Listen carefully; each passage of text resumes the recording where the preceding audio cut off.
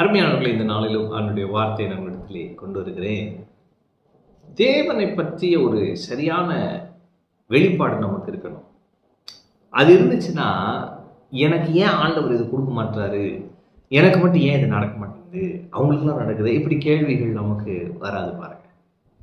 ரோமர் 8:32 போட்டிருக்கு, தம்முடைய சொந்த குமாரன் என்றும் பாராமல் நம்ம எல்லோருக்காகவும் அவரை ஒப்பு கொடுத்தவர் அவரோட கூட மற்ற எல்லாவற்றையும் நமக்கு அருளாதிருப்பது எப்படி?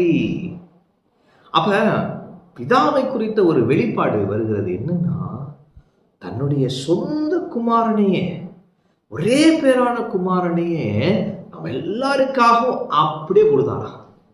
நீங்க யோவான் 3:16 படிச்சீங்கன்னா, இவ்வளவாய் அவரை தந்தரளி இவ்வளவாய் அன்பு கூர்ந்தார். அப்ப நம்மை நேசித்து நமக்காக தம்முடைய சொந்த பேரான குமாரனாகிய இயேசுவை அனுப்பினார்.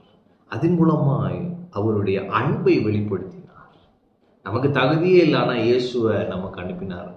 ஆமென்.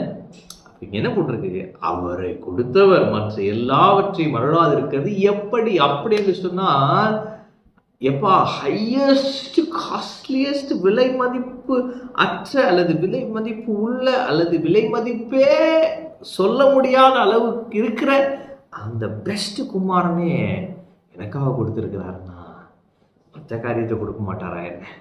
அவரோட கூட அப்படின்னா என்ன? இயேசுவே கொடுத்துட்டாருன்னா அப்படியே எல்லாமே அவர் பின்னாடியே வந்துடுது. ஆமென். அப்ப என் பிதா நல்லவர், அவர் எனக்கு நன்மை செய்கிறவர், எனக்காக அவருடைய குமாரனையே கொடுத்தாருன்னா இந்த ஆசீர்வாதத்தை, இந்த நன்மையை, இந்த ப்ரமோஷனை எனக்கு அருளாதிருப்பது எப்படி? அப்படின்ற ஒரு கான்ஃபிடன்ஸ் வரும் பாருங்க. அந்த நிச்சயம் வரும், அந்த உறுதி வரும்.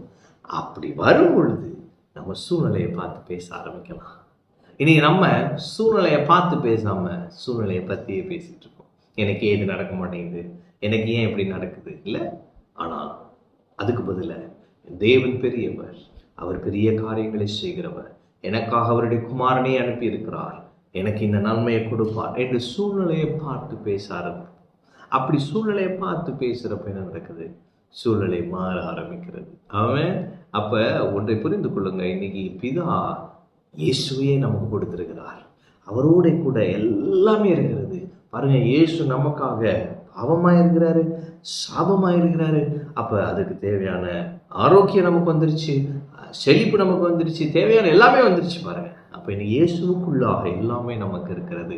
இந்த இயேசுவை பற்றி கொண்டு, இந்த இயேசுவை சார்ந்து, இந்த இயேசுவையே நோக்கி நம்ம இருக்கும் பொழுது, இந்த இயேசுவையே நோக்கி நம்ம பிரயாணிக்கும் பொழுது நம்முடைய எல்லா நன்மைகளும் நம்மை தேடி வரும். நாம் ஒவ்வொன்றாய் அனுபவிக்கலாம். நடக்காதென்று தீர்மானித்திருக்கிற அற்புதங்களும் நடக்கும், நடக்கவே வாய்ப்பில்லை என்று இருக்கிற அற்புதங்களும் நடக்கும், நீங்கள் எதிர்பார்த்திருக்கிற அற்புதங்களும் நடக்கும்.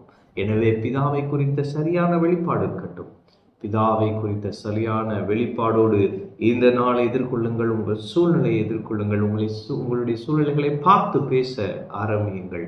சூழ்நிலை மாறுகிறது, நம்ப முடியாத நல்ல காரியங்கள் நடக்கும். ஆமென். கர்த்தர் உங்களோடு இருக்கிறார். கர்த்தர் உங்களை ஆசீர்வதிப்பார்.